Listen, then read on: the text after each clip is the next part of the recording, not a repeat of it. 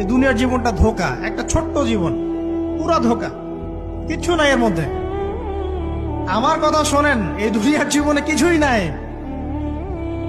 চারপাশে অনেক কিছু মনে হবে, আপনার বাড়ি আছে, গাড়ি আছে, স্ট্যাটাস আছে, টাকা পয়সা, প্রতিপত্তি সব আছে।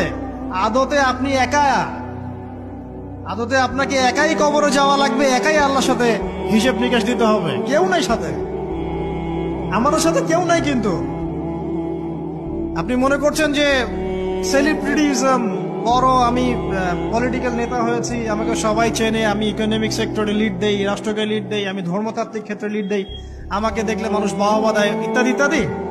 দিন শেষে আমি একা, আপনিও একাই। আমাকেও একাই যেতে হবে, আপনাকেও একাই যেতে হবে। এগুলো সব চারপাশের খালি অন্ধ মোহ, আর কিছু না। এই মোহের মধ্যে ঢুকে পড়বেন না, আল্লাহ পাক তৌফিক এনায়েত করুন।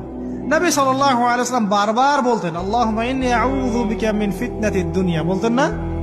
হে আল্লাহ, আমি এই দুনিয়ার ফিতনা থেকে তোমার কাছে আশ্রয় প্রার্থনা করছি। ওয়া ইন্নী আউযু বিকা মিন ফিতনাতিন নিসা, আমি মহিলাদের ফিতনা থেকেও আশ্রয় প্রার্থনা করছি। আরো দোয়া করতেন, আল্লাহুম্মা ইন্নী আউযু বিকা মিন আযাবিল কবর, হে আল্লাহ, আমি কবরের আযাব থেকে আশ্রয় প্রার্থনা করছি। ওয়া আযাবি জাহান্নাম, জাহান্নামের আযাব থেকে আশ্রয় প্রার্থনা করছি।